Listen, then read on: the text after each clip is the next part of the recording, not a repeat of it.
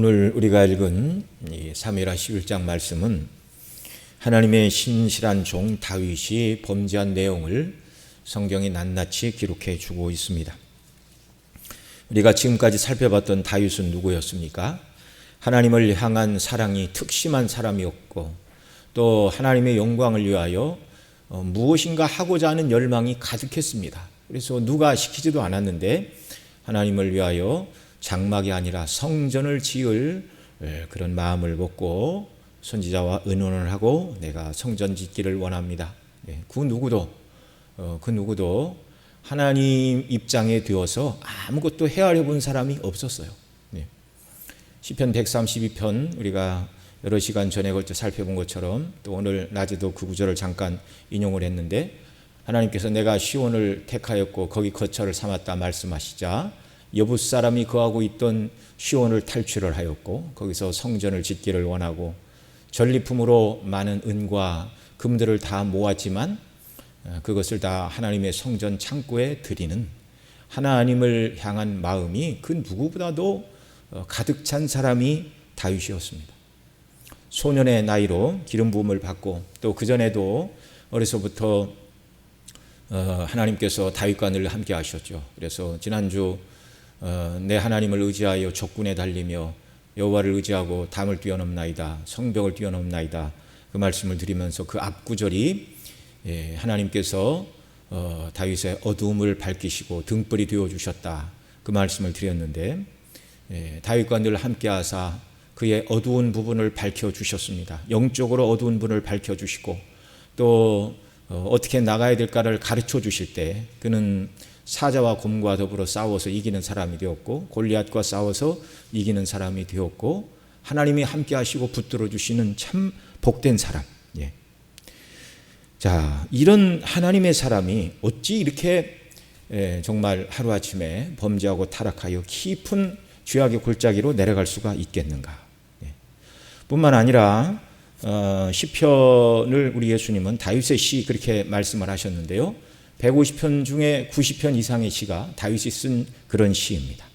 하나님과의 교제 속에서 또는 하나님을 사모하고 또 물론 이 범죄했을 때 쓴 시편은 이제 시편 51편인데 그러니까 하나님과의 은혜가 충만할 때 또 하나님 앞에 온전히 서지 못했을 때 이때 그의 갈급한 마음 또 충만한 은혜를 주셨을 때의 기쁨 이런 것들을 이 시편을 통하여 우리에게 기록해 준 참 신앙적으로 위대한 성도요 또 선지자요 또 그리스도의 왕권을 대표하는 정말 참된 왕으로서 귀한 일을 참 감당했던 사람이 다윗입니다. 그런데 어떻게 하루아침에 이렇게 비참한 자리에 떨어질 수가 있는가. 정말 이것을 통하여 하나님께서 우리에게 가르쳐 주시기를 원하시는 것은 무엇인가. 우리가 이런 교훈들을 받아야 되는 것이죠. 성경은 이런 다윗의 연약과 허물에 대해서 가감없이 다 기록을 하고 있다는 사실입니다. 여러분 성경이 하나님의 말씀이 아니고 이스라엘 왕들에 대한 역사의 기록에 불과했다면 유대인들이 가장 존경하는 인물이 바로 다윗과 아브라함이죠. 마태복음 1장 우리말 성경에 보면 아브라함과 다윗의 자손 예수 그리스도의 세계라 그렇게 말하는데 본래 헬라어에는 다윗의 이름이 앞에 있습니다. 다윗과 아브라함의 자손 예수 그리스도의 세계라. 다윗은 모든 이스라엘 백성들에게 존경받는 왕이었어요. 그 존경받는 왕, 만약에 성경이 하나님 말씀이 아니고 역사책에 불과하다면 그렇게 이스라엘 백성들이 존경하는 왕의 허물과 연약과 실수는 쫙 빼버리든가 아니면 연약한 부분을 조금 미화하든가 그렇게 했겠죠. 그런데 성경은 가감이 없습니다. 잘한 건 잘한 것대로, 잘못한 건 잘못한 것대로 그대로 기록한 것을 통하여 정말 후세의 사람들에게 교훈을 삼도록 이렇게 하는 것이죠. 이것은 바로 다윗 이후의 모든 그리스도인들의 영적인 교훈을 주시기 위하여 이 모든 것들을 기록한 것이죠. 자, 오늘 본문에서 말하는 바와 같이 다윗의 범죄에 대하여 성령께서 성경에 낱낱이 기록하게 하신 이유가 무엇인가? 로마서 15장 4절에서는 이렇게 말합니다. 무엇이든지 전에 기록한 바는 우리의 교훈을 위하여 기록된 것이니 우리로 하여금 인내로 또는 성경의 안위로 소망을 가지게 하려 함이라. 무엇이든지 전에 기록한 바는 우리의 교훈을 위하여 기록된 것이니 다윗의 죄악과 넘어짐을 통해서도 후세의 그리스도인들에게 성령께서 주시기를 원하시는 교훈이 있다는 것이죠. 자, 그럼 우리는 어떤 교훈을 받아야 됩니까? 자, 다윗도 별 볼 일 없는 죄인에 불과하다는 것을 알고 그를 깔보라고 기록한 것인가? 그런 것은 아니죠. 다윗이 대단한 믿음의 사람이요 하나님을 사랑함이 그 누구도 따라갈 수가 없는 열심히 특심한 사람인 줄 알았더니 알고 보니 그의 믿음과 하나님에 대한 사랑과 충성이 형편없는 사람이라는 것을 드러내고 그를 깔보라고 이것을 기록해 놓았는가? 그렇지 않습니다. 이 세상에 존재했던 믿음의 사람들 중에 다윗보다 하나님을 더 많이 사랑하고 하나님과의 생명의 교제를 더 많이 누리고 영적인 은혜를 체험한 사람이 몇 사람이나 될까요? 정말 몇 사람이나 될까요? 전혀 없다고 이렇게 말할 수는 없죠. 그건 뭐 하나님만 아시니까. 그러나 우리가 생각할 때 다윗보다 하나님을 뜨겁게 사랑하고 섬겼고 온 마음을 다해 소위 좀 인간적인 표현이지만 항상 다윗은 자신의 입장이 아니라 하나님의 입장에 서서 무엇이든지 이해하려고 애를 썼던 사람입니다. 하나님이 무엇을 원하시는가? 하나님이 무엇을 기대하시는가? 하나님이 무엇을 싫어하실까? 그래서 늘 항상 은혜와 기쁨이 충만했죠. 다윗보다 더 하나님을 열렬히 추구한 사람이 전혀 없다고 말하기는 어렵겠지만 글쎄요, 손가락으로 세려면 다윗보다 더 뜨겁게 하나님을 사랑하는 사람이 얼마나 될까요? 글쎄요, 10손가락을 넘지 않을 것이다. 저 개인적으로는 그렇게 생각을 합니다. 그런 다윗의 범죄를 성경이 기록한 것은 그를 멸시하고 조롱하라고 기록한 것은 아니라는 말입니다. 또한 다윗의 범죄를 보고 우리도 넘어지는 것은 당연하다는 논리를 뒷받침하기 위해 다윗의 범죄 사실을 성경이 기록하고 있는 것도 아닙니다. 다윗처럼 하나님의 은혜를 많이 입고 다윗처럼 영적으로 깨어있고 뛰어난 사람도 범죄를 했으니 나 같은 사람이 넘어지는 것은 별것도 아니다. 당연히 그럴 수 있지.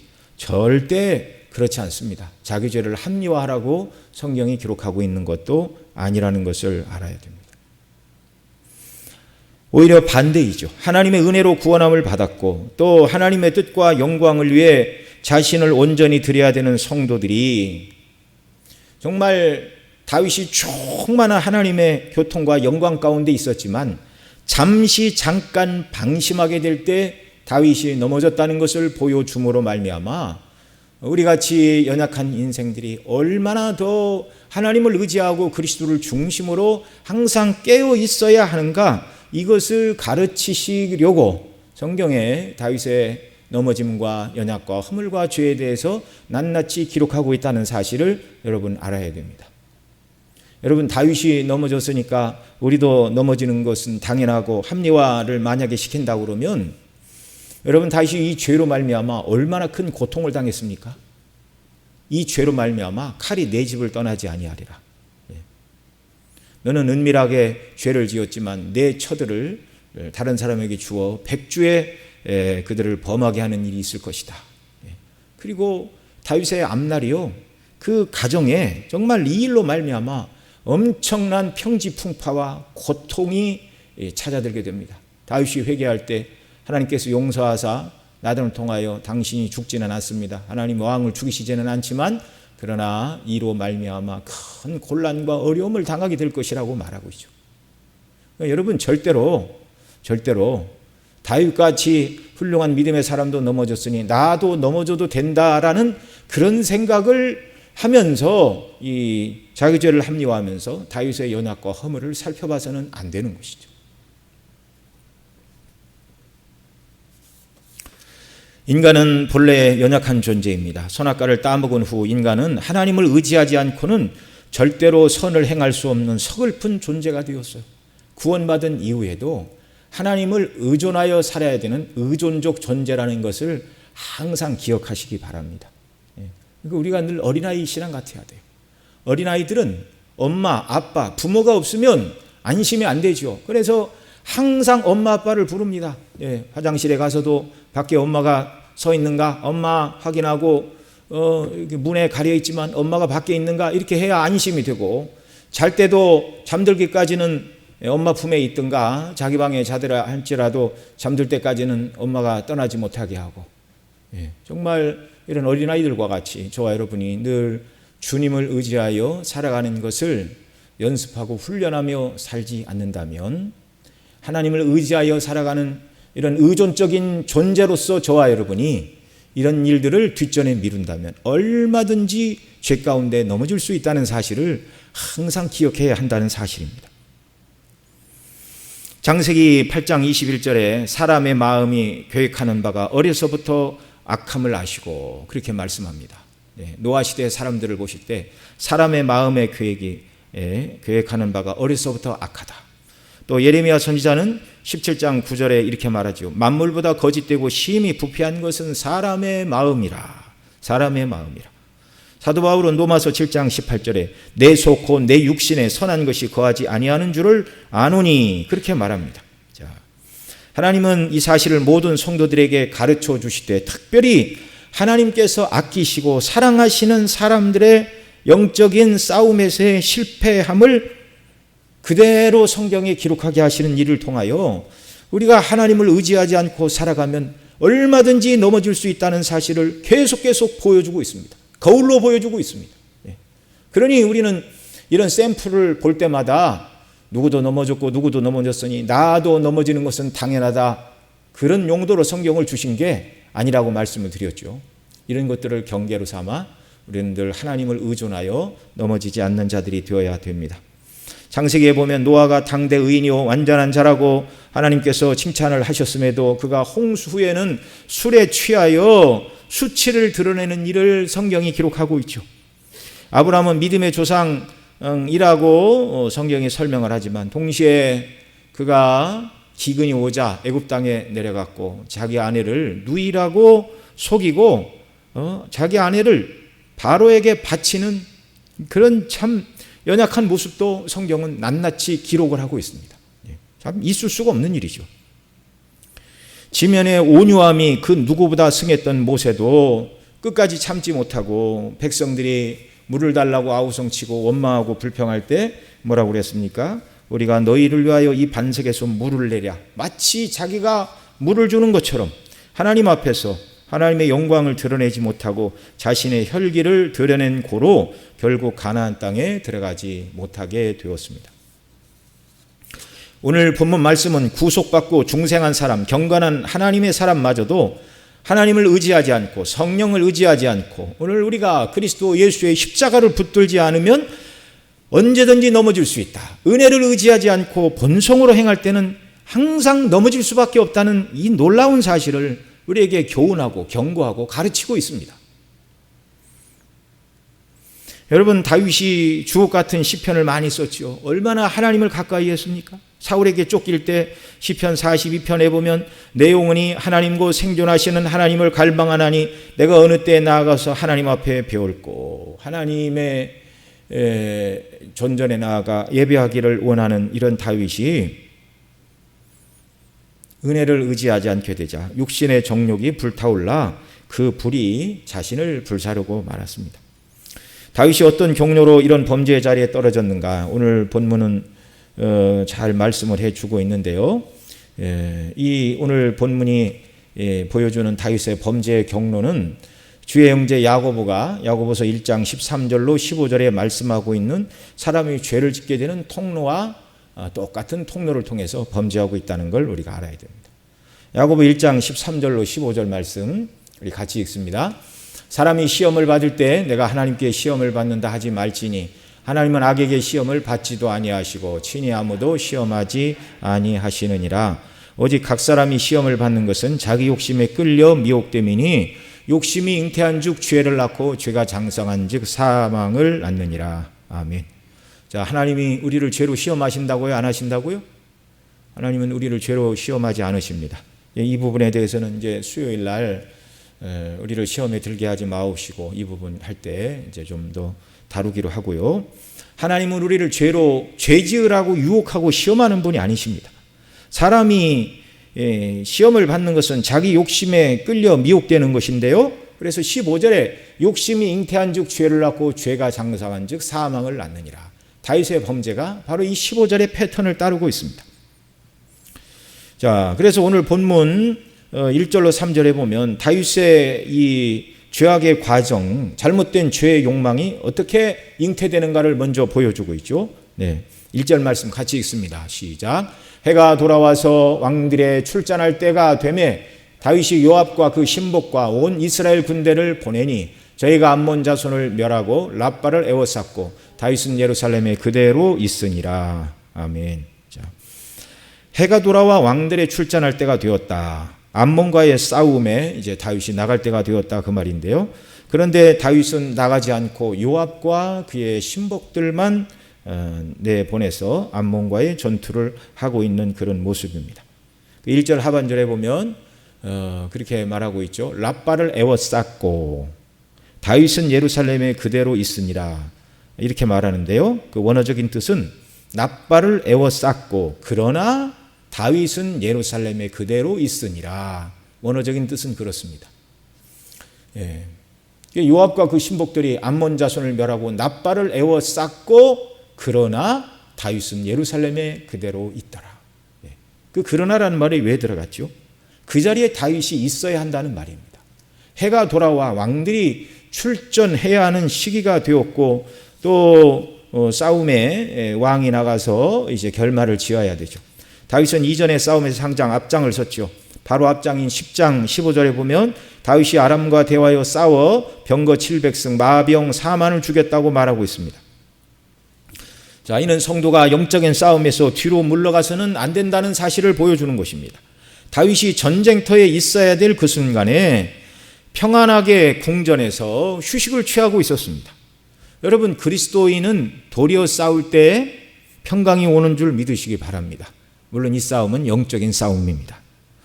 영적인 싸움이 있어야 기도하게 되고 싸울 때 영적인 무장을 더 단단히 하게 되고 죄의 유혹에 굴복하지 않게 되는 것이죠.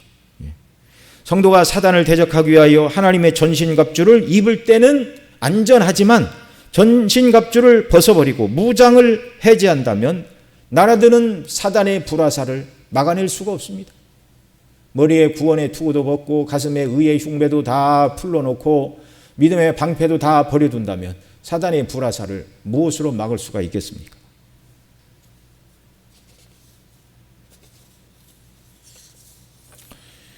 자, 이렇게 영적인 싸움의 자리에서 뒤로 물러갈 때 이것이 이제 근원의 시작이었고요. 그 다음 다윗이 한가함을 즐길 때 죄의 욕망이 그에게 찾아왔습니다. 욕심이 잉태한 즉 죄를 낳고 그렇게 말하고 있는데 2절에 보면 저녁 때 다윗이 그 침상에서 일어나 왕궁 지붕 위에서 거닐다가 그곳에서 보니 한 여인이 목욕을 하는데 심히 아름다워 보이는지라 이렇게 말하고 있습니다. 여러분, 사람이 아침에 일어나는 것이 정상인데 그런데 다윗은 저녁 때 다윗이 그 침상에서 일어나 이렇게 말합니다. 오후까지 잤는지 아니면 오후에 늦잠을 자고 저녁에 일어났는지 뭐 정확한 기록을 알 수는 없지만 어쨌든 저녁에 침상에서 일어나는 건 이건 정상적인 일이 아니에요. 지금 자기가 보낸 군대들은 싸움을 하고 있는 그때에 왕이 이렇게 왕궁에서 한가롭게 낮잠이나 자고 그렇게 해서는 안 되는 것입니다. 이렇게 한가함을 즐길 때 죄의 욕망이 그렇게 찾아오죠. 아직 태어나지 않은 다윗의 아들 곧 다윗과 밧세바 사이에 태어난 솔로몬, 이 솔로몬이 잠언을 지었는데 훗날 솔로몬은 잠언 24장 30절로 32절에서 이렇게 말하고 있습니다. 우리 같이 읽겠습니다. 준비가 안 됐나요? 제가 읽겠습니다. 내가 중앙에 게으른 자의 밭과 지혜 없는 자의 포도원을 지나며 본즉 가시덤불이 퍼졌으며 거친 풀이 지면에 덮였고 돌담이 무너졌기로 내가 보고 생각이 깊었고 내가 보고 훈계를 받았었노라. 자, 여러분, 여기 게으른 자, 증왕에 내가 이미 이것을 알았다 그 말이죠. 게으른 자의 밭과 지혜 없는 자의 포도원을 봤더니 가시덤불이 지폈고 거친 풀이 지면에 덮었고 돌무더기가 무너졌고 그것을 보고 훈계를 받았다. 이러면 안 되겠다. 여러분, 이게 어찌 밭과 포도원을만 말하는 것이겠습니까? 영적으로 게으른 사람의 심령에도 가시덤불이 나고 거친 풀이 자라고 돌담이 무너져 못 쓰게 되는 것은 마찬가지입니다.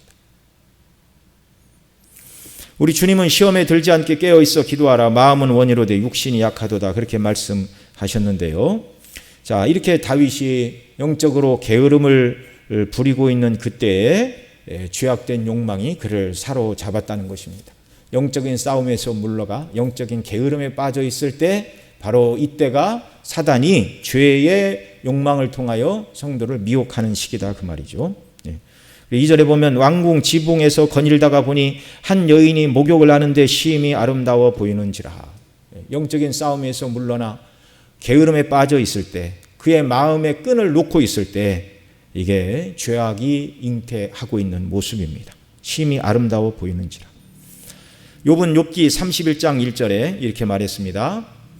같이 읽습니다. 내가 내 눈과 언약을 세웠나니 어찌 처녀에게 주목하랴. 자녀가 있는 욥의 입장에서 얼마든지 정말 경제력이 부족해서 그런 여러 아내를 두지 못할 사람이 아니었죠. 성경에 보면 욥은 한 아내만 두고 그렇게 살았죠. 그래서 하나님 앞에 믿음을 지키기 위하여 나는 처녀에게 주목하지 않겠다고 내 눈과 언약을 세웠다 이렇게 말하고 있습니다.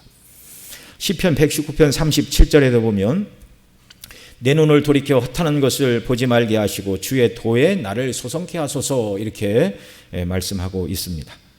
자, 우연히 목욕하는 사람을 보았다면 우연히 이렇게 얼굴을 돌리다가 그 모습을 봤다면 거기까지는 볼 수가 있죠. 그러면 그 다음 이제 얼른 그 광경에서 시선을 떼야 되는 것이죠. 다윗이 우연히 보았겠지만 그 눈이 멈추지 않았고 계속 그 여인을 살펴봤고요. 그래서 다윗의 보기에 심히 아름답게 보였습니다. 늦기는 했지만 그때라도 돌이켰어야 하는 것이죠. 그 다음 3절을 뭐라고 그럽니까? 다윗이 보내어 그 여인을 알아보게 하였더니 고하되 그는 엘리암의 딸이요 햇사람 우리아의 아내 밧세바가 아니니까. 그는 엘리암의 딸이요 햇사람 우리아의 아내 밧세바가 아니니까. 신하들은 그 여인이 처녀가 아니라 이미 결혼한 유부녀다 이렇게 보고하고 있습니다.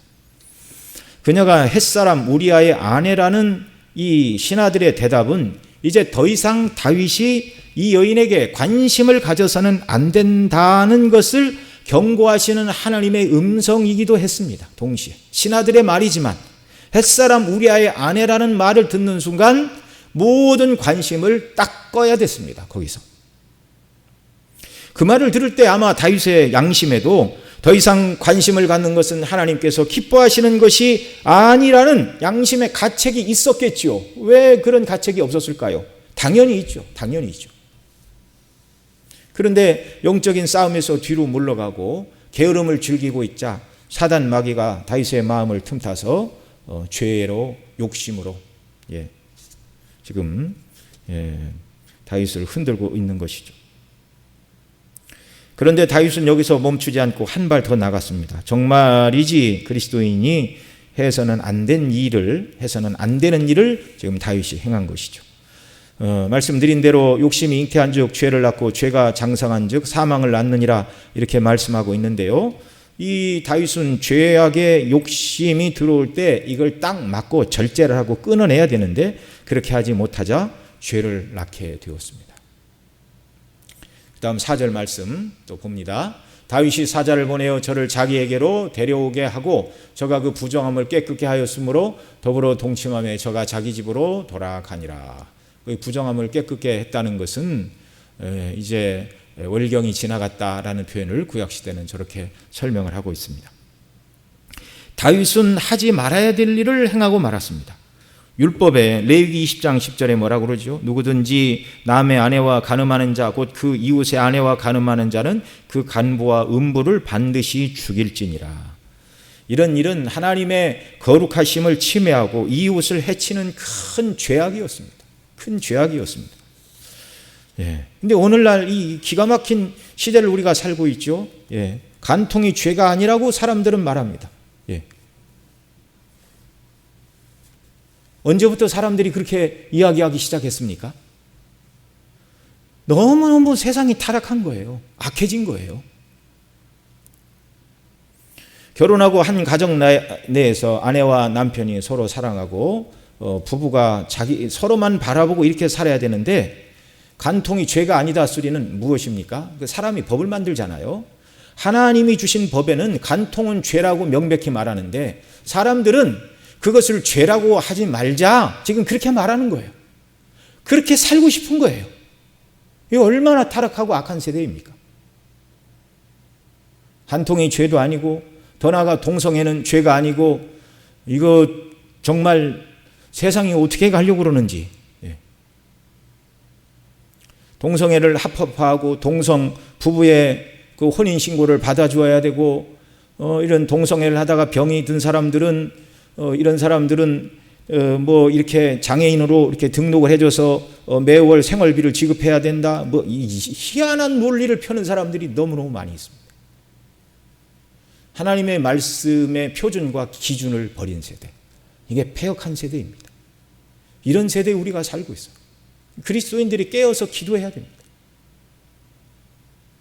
그래서 이런 동성애 합법화, 뭐 차별금지법, 뭐 이런 것들이 계속 지금 국회에서 뭐 통과를 해야 된다, 뭐 어째야 된다 그러고 있는데, 여러분, 사람들은 뭐라고 그러든지 하나님의 뜻에 위배되는 일이면 그리스도인들은 반대해야 되고 막아야 되고, 그런 일들을 위해서 기도해야 하는 줄로 믿습니다.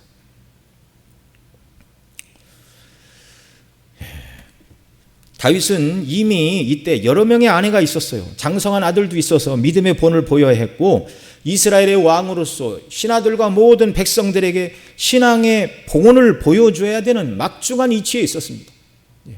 그리스도의 왕권을 예표하는 다윗 아닙니까? 보통 왕과 다른 거예요. 이방 왕과 다른 것입니다. 뿐만 아니라 햇사람 우리아는 다윗의 명으로 암몬과의 전투에 나가 있는 충직한 신하였고, 이 우리아도 다윗에게 있어서 용맹한 장군 중에 한 사람으로 성경이 기록을 하고 있습니다. 그럼에도 불구하고 다윗이 이와 같은 악을 행했다는 것은, 과거에 다윗이 하나님의 뜻에 민감했고 어떤 일도 하나님께 묻고 행동하던 그의 신앙에 비추어 볼 때 충격적인 일입니다. 한참 떨어진 일입니다. 이게 타락이에요. 본래 위치에서 떨어졌다. 이게 타락입니다. 사람이 믿음으로 하지 않고 본성을 따를 때는 어디까지 낮아질 수 있는가? 여러분, 아무도 장담을 못하는 것입니다. 흉악한 죄를 지은 사람들이요, 뭐 뿔이 여러 개 달린 사람이 아닌 것 같이 생긴 사람이 아니라 우리 옆집에 사는 사람들이 그런 일을 행하고 있는 것이죠. 여러분, 죄는 만족이 없고 죄악된 본성은 하나님의 은혜가 없다면, 성령께서 절제 브레이크를 당겨주시지 않는다면 죄악된 본성은 우리를 지옥까지 끌고 내려가는 것입니다. 잠언 30장 15절 16절에 이렇게 말합니다. 같이 읽습니다. 거머리에게는 두 딸이 있어 다고다고 하느니라. 족한 줄을 알지 못하여 족하다 하지 아니하는 것이 서넛이 있으니 곧 음부와 아이 베지 못하는 태와 물로 채울 수 없는 땅과 족하다 하지 아니하는 불이니라. 이게 인간의 탐욕을 비유적으로 표현하는 겁니다. 여러분, 불이 한번 붙으면 태울 수 있는 모든 나무, 집 할 것 없이 태울 수 있는 모든 것들을 다 태우지 않고는 불이 꺼지지 않는 것입니다. 이게 인간의 탐욕과 욕심과 똑같은 거예요. 채울 수 없는 땅과, 여러분, 사막에 물을 한번 갖다 부어보십시오. 어느 정도 사막에 물을 갖다 부으면 이제 사막에 물이 차올라서 넉넉하게 식물을 심고 꽃을 피울 수가 있겠습니까? 그럴 수가 없어요. 메마른 땅은 물을 아무리 부어도 쑥 빠지고 마는 것입니다. 죄악된 본성의 탐욕은 끝이 없습니다. 다윗이 밧세바와 더불어 간음하기 전에 이미 많은 부인들이 있었습니다. 그 부인들을 일일이 열거를 하자면 사무엘상 18장 27절에는 이미 사울의 딸 미갈이 그의 첫 번째 아내였고요. 그 다음에 사무엘하 3장 2절로 5절에 보면 피난 중에 아비가일, 아히노암, 마가, 핫깃, 아비달, 에글라. 예. 피난 중까지만 해도 부인이 7명이었어요. 다윗이 헤브론으로 올라가기 전에 7명의 부인이 있고 그 부인들 사이에서 여러 명의 자녀를 두었습니다. 사무엘하 5장 13절에 보면 다윗이 헤브론으로 올라온 후 예루살렘에서 처첩을 더 취하였으므로 아들과 딸이 또 다윗에게서 나니 이렇게 말하고 있습니다. 헤브론에 올라오기 전에 이미 7명의 아내가 있었고 예루살렘에 올라가서 처첩을 더 취하였다 성경이 말하고요. 여기 조금 더 뒤에 사무엘하 15장 16절에 가면 압살롬의 반역이 일어난 후 왕이 예루살렘을 떠날 때 어떻게 기록합니까? 함께 읽습니다. 왕이 나갈 때 권속을 다 따르게 하고 후궁 10명을 남겨도 궁을 지키게 하니라. 이 10명의 후궁은 언제 들였는지 모르지만 이 밧세바를 취하게 되는, 밧세바와 더불어 죄를 짓게 되는 그 시점 이전에는 후궁을 안 들였다 이렇게 말할 수도 없는 것입니다. 정확한 시점은 우리가 알 수가 없는 것이죠. 자, 그러니 이미 다윗에게는 여러 명의 아내와 처첩과 후궁들이 있었습니다. 그런데 다윗은 그 많은 아내와 후궁들이 있음에도 불구하고 정욕에 대한 만족을 모르고 남편이 있는 유부녀를 불러들여 간음을 행했다는 사실입니다.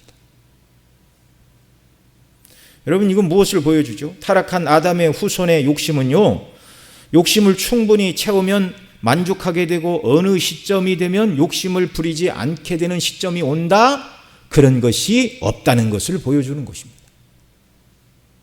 여러분, 우리가 죄를 짓지 않게 되는 것은요, 많은 죄를 지어서 더 이상 죄를 짓고 싶어하는 유혹이 들지 않는 때가 와서 죄를 짓지 않게 된다. 이건 성립하지 않는 등식이라는 말입니다. 다윗은 그 많은 아내와 후궁을 두고도 만족함이 없었습니다. 여러분, 모든 면에서 다 마찬가지. 정욕 면에서뿐만 아니라 물질도 마찬가지고요, 먹는 음식도 마찬가지고요, 옷도 마찬가지고요, 사람이 다 그래요. 모든 면에서. 여러분, 월세를 사는 사람의 1차적인 목표는 무엇이죠? 전세만 살면 좋겠다. 근데 전세 집 살다 보니까 이사만 가지 않는 내 자가 집이 하나 있으면 좋겠다. 막상 자기 집을 샀습니다. 그런데 조금 사다 보면 내가 사는 집은 시내 중심에서 너무 멀리 떨어져 있고 크기도 별로고 지은 지 오래돼서 마음에 들지 않는다.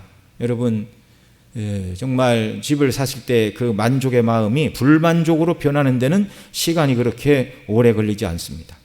그것을 또 촉진하는 많은 요소들이 있죠. 내 집 주변에 새로운 집들이 막 들어서고, 또 내 친구나 친척이 좋은 집에 이사했다는 소식을 듣고 또 그런 집에 가서 한번 이렇게 새로 지은 좋은 집들, 시설 좋은 집들을 딱 바라보면 나는 초가집에 사는구나. 어제까지 만족하고 살았는데 오늘 불만족이 사람 마음에 파고드는 것이죠. 돈은 어떻습니까? 여러분, 재벌들은 우리나라 10대 재벌, 30대 재벌 그러는데 재벌들은 만족하며 살까요?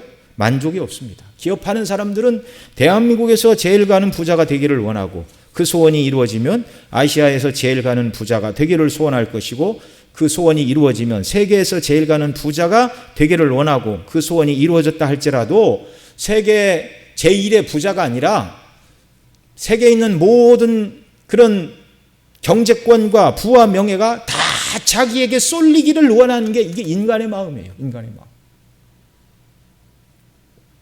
만족함이 없습니다. 전도서 4장 8절에는 이렇게 말합니다. 같이 읽습니다. 어떤 사람은 아들도 없고 형제도 없으니 아무도 없이 홀로 있으나 수고하기를 맞이 아니하며 불을 눈에 족하게 여기지 아니하면서도 이르기를 내가 누구를 위하여 수고하고 내 심령으로 낙을 누리지 못하게 하는고 하나니 이것도 헛되어 무익한 노고로다. 아들도 없고 형제도 없는 사람이 불을 눈에 족하게 여기지 않는다.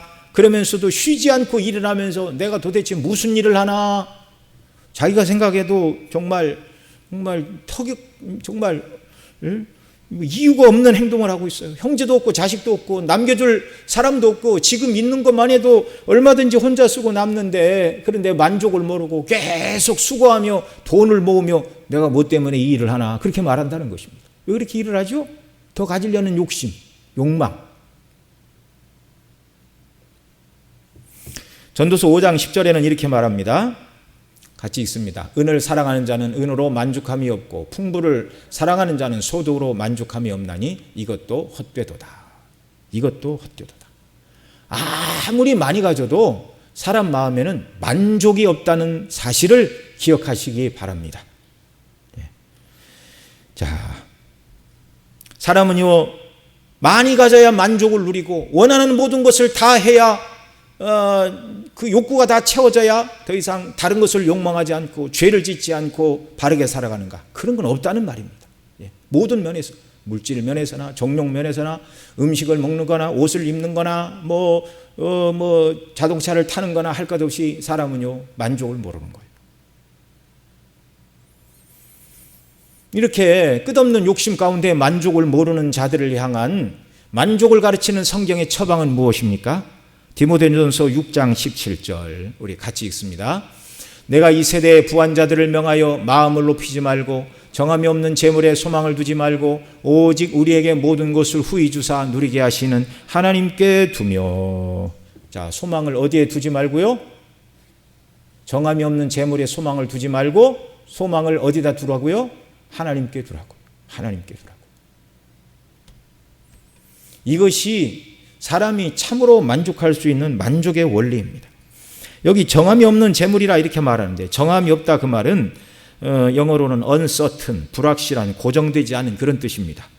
재물이 아무리 많아도 정함이 없어요. 아무리 많아도 이 재물이 동양 사상에는 동양이 뜬 구름, 물질을 뜬 구름이다 그렇게 얘기를 합니다. 부운, 떠있는 구름, 떠서 날아다니는 구름처럼 재물이 많아도 이게 정함이 없어요. 이게 언제 어디로 날아갈지, 언제 어디로 날개를 펴고 날아갈지 알 수가 없어요. 이게 정함이 없는 재물입니다. 고정된 것도 아니고 확실한 것도 아니고 항상 내 곁에 머물러 있는 것이 아니라는 말이죠.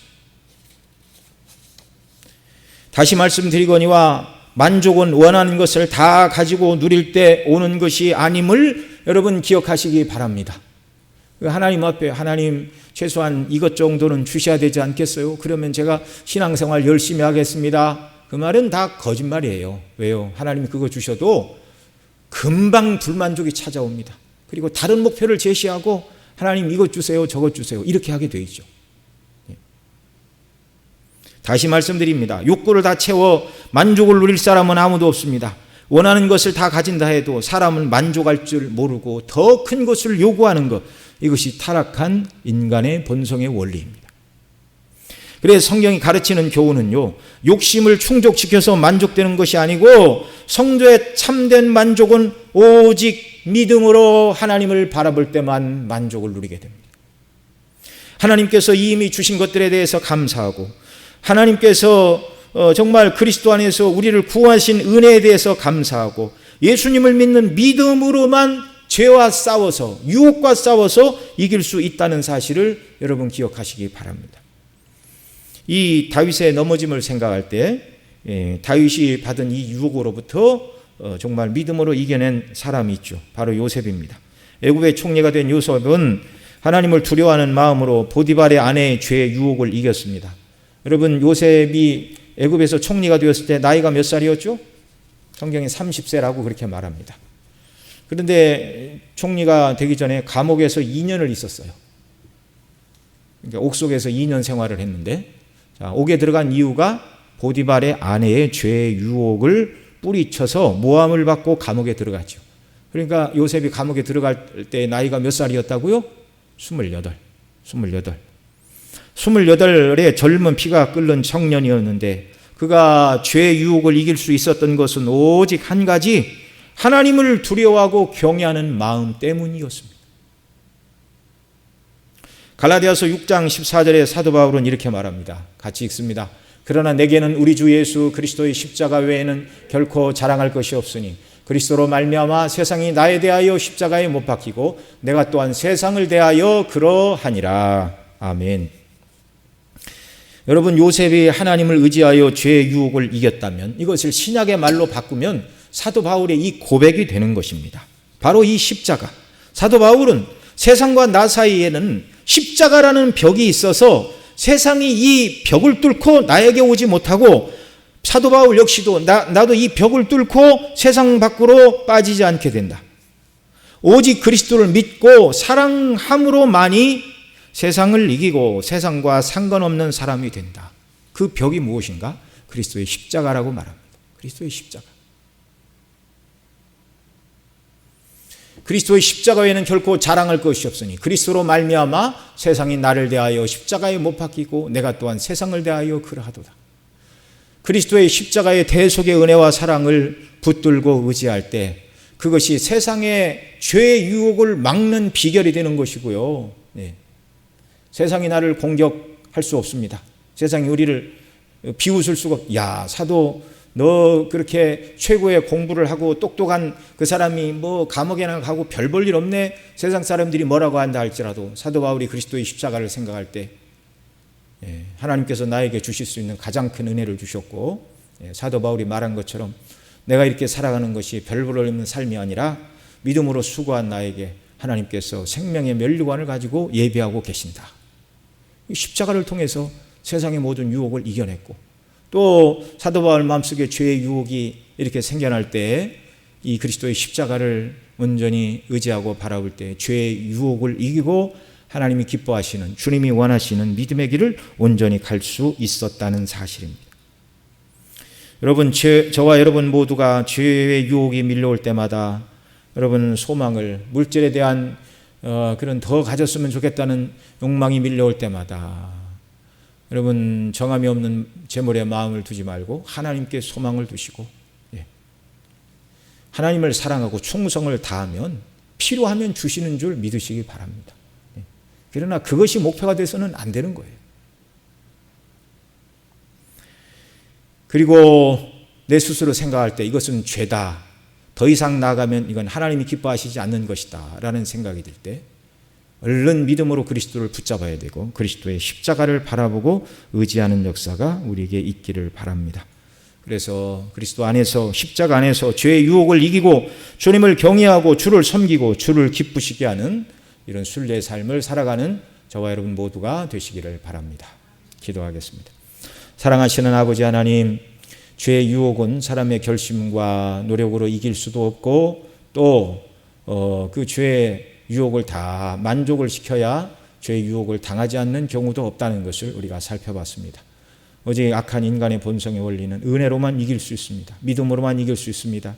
하나님을 바라보고 그리스도의 십자가의 은혜 가운데 설 때에만 죄의 유혹을 이기고 욕심을 이기고 하나님이 기뻐하시는 사람으로 설 수 있다는 것을 배웠는데 이러한 믿음의 사람으로 날마다 저희들을 세워주시고 성령께서 진리로 은혜로 날마다 주장하여 주옵소서. 우리 구주 예수님의 이름으로 기도드리옵나이다. 아멘.